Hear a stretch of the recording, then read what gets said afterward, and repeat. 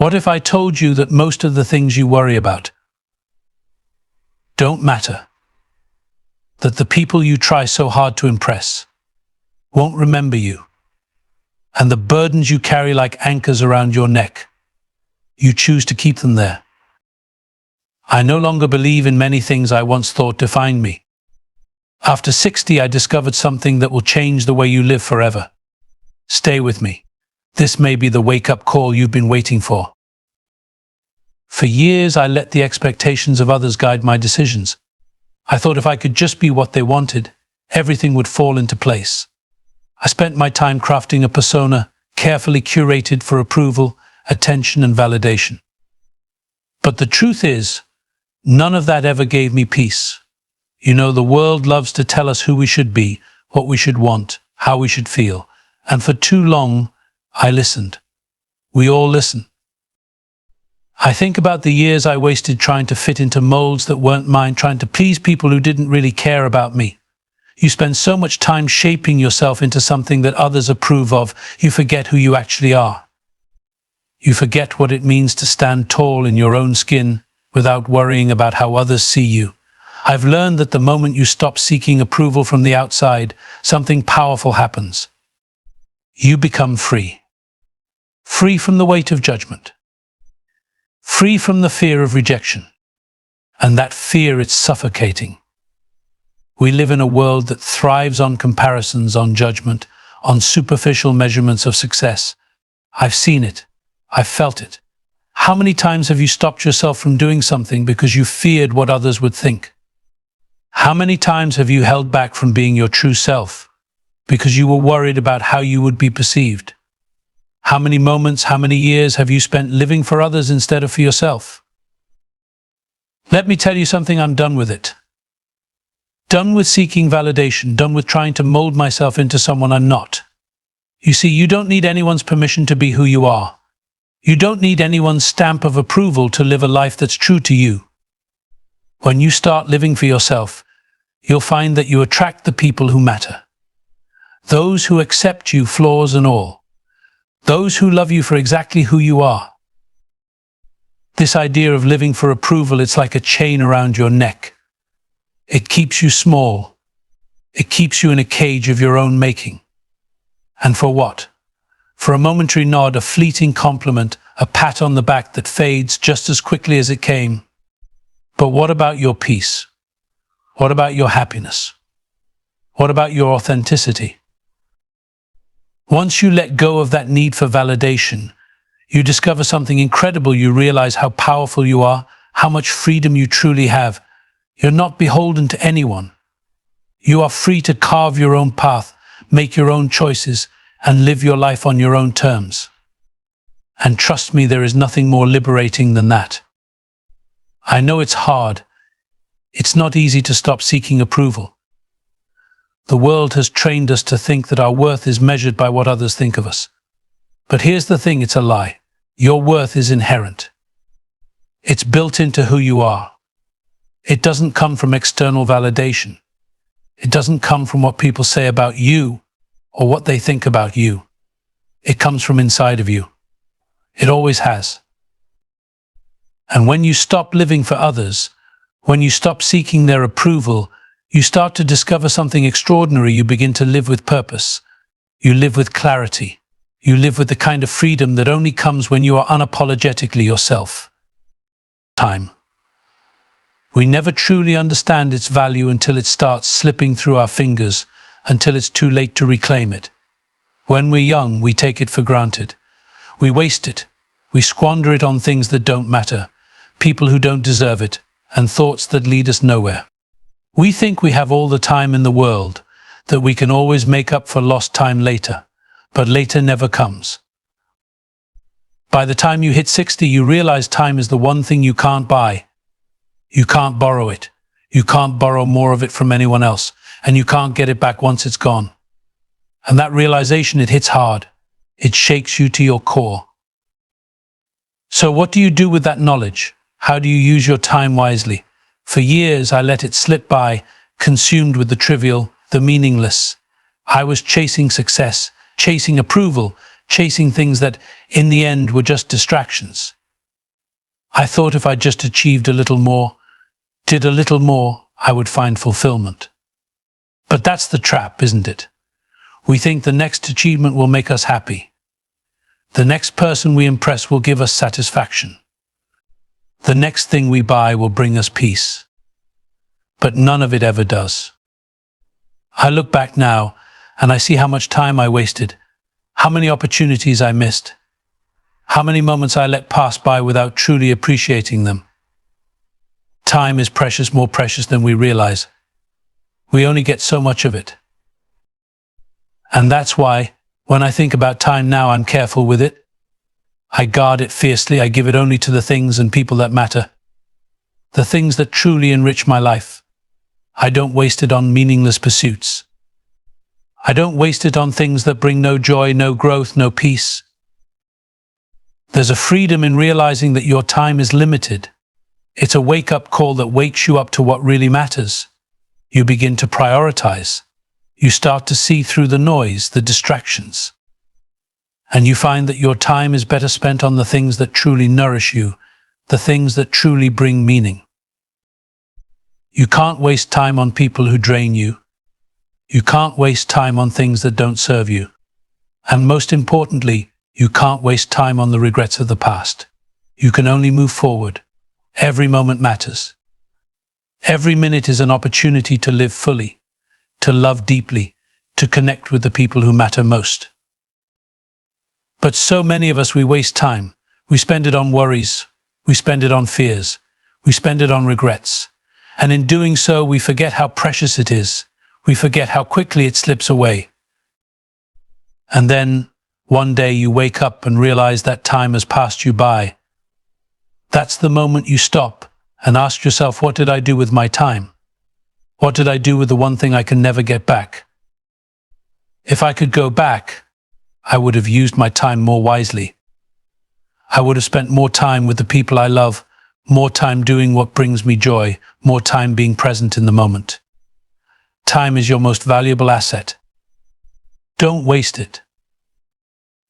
The past, it's a funny thing, isn't it? We carry it with us like an old, heavy coat we refuse to take off. We let it define us, we let it shape us. But here's the thing about the past, it's gone. It's over. It can't hurt you anymore unless you let it.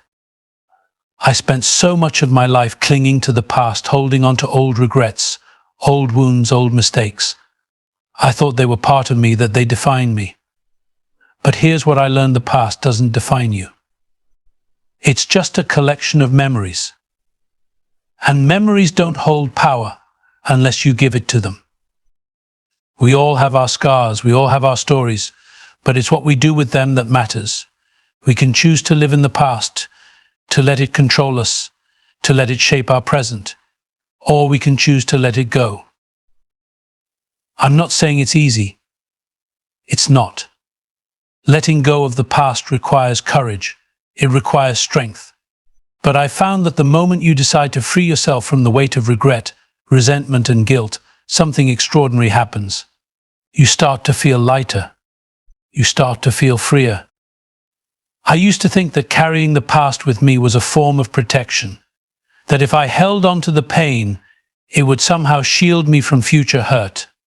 But what I've realized is that the past is not your protector. It's your prison. And the only way to escape that prison is to forgive yourself, to forgive others. Forgiveness isn't about letting someone off the hook. It's not about saying what they did was okay. It's about freeing yourself from the chains that bind you. It's about reclaiming your peace. It's about taking back your power. So let go of the past. Let go of the pain, the regret, the guilt. Forgive yourself. Forgive them. And step into the present. Step into the freedom that comes with letting go. Perfection. It's a word that haunts us all, isn't it? We spend our lives chasing it, convinced that if we can just be perfect in our work, in our relationships, in our appearances, then finally we'll be worthy. Worthy of love. Worthy of success. worthy of respect. I remember the years I spent trying to be flawless, trying to be the perfect version of myself. I thought that if I could just get it right, if I could just be the perfect man, the perfect actor, the perfect husband, then everything would fall into place. But the truth is that pursuit is a fool's errand. Perfection is an illusion. We've been told by society, by the media, by so many voices around us that perfection is the goal, and we buy into it. We think that the perfect body, the perfect career, the perfect family, the perfect life will somehow bring us happiness. But here's the reality: perfection does not exist. It's a fantasy, a mirage that we chase, only to find it slip through our fingers when we get too close. I've spent far too many years beating myself up over imperfections, over flaws, over mistakes. I've carried guilt for not being good enough, for not doing enough, for not being the man I thought I should be. But in the end, all that suffering was in vain, because perfection is not the goal. Living fully, living authentically, that's what matters. You see, the beauty of life is found in the cracks, in the brokenness, in the imperfections. It's in the moments where we stumble, where we fall, where we fail and get back up again. It's in the lessons we learn from our mistakes. It's in the strength we find in our vulnerability. And it's in the love we receive, not despite our flaws, but because of them. I look back now and I realize that my flaws don't define me, they enrich me. They give me depth. They make me human. And they make me real. If I had spent my life striving for perfection, I would have missed out on the most important things. The real, messy, beautiful things. We all have scars, we all have weaknesses, we all have things we wish we could change. But those things don't make us less, they make us who we are, and that's enough. So, let go of the idea of perfection. Embrace your flaws, embrace your mistakes, embrace your humanity. Because it's only in accepting ourselves' imperfections and all that we can truly live. We live in a world that tells us we have to please everyone, that we have to be everything to everyone. We have to be available, we have to be accommodating, we have to be good, we have to be kind. But there's a dangerous side to that. We forget that in the pursuit of pleasing others, we can lose ourselves. We forget that our peace, our energy, our time, these things are precious. And if we give them away too freely, we have nothing left for ourselves. I used to think that saying yes was the right thing to do. That I had to say yes to every request, to every invitation, to every opportunity that came my way. I thought that by saying yes, I was being generous, being kind, being helpful. But what I didn't realize was that by saying yes to everything, I was saying no to myself. I was saying no to my own needs, my own peace, my own boundaries. Saying no doesn't make you a bad person. It doesn't make you selfish. In fact, it's one of the most important things you can do for your well-being. We are not obligated to please everyone. We are not obligated to take on every responsibility, to meet every expectation, to carry every burden. When I finally understood the power of no, it was like a weight had been lifted off my shoulders. I no longer felt obligated to be everything to everyone. I started to protect my time, my energy, my peace. And in doing so, I found that I had more to give to the things that truly mattered. Saying no is an act of self-respect. It's a way of honoring your own needs, your own limits, your own desires. It's a way of setting boundaries, of telling the world that you are worthy of respect, that your time and energy are valuable. It's a way of showing up for yourself so that you can show up fully for others when it truly counts. But saying no isn't always easy. We're often afraid of disappointing people, of upsetting them, of making them angry. We fear rejection, we fear conflict, we fear being misunderstood. But the truth is, the only person you need to answer to is yourself. You don't have to justify your boundaries to anyone. You don't have to explain why you're saying no. You simply need to honor yourself and trust that the people who truly care about you will understand. The world may try to tell you that you need to be everything to everyone. It will try to convince you that you should never say no, that you should always be available, always be giving. But you must resist that pressure.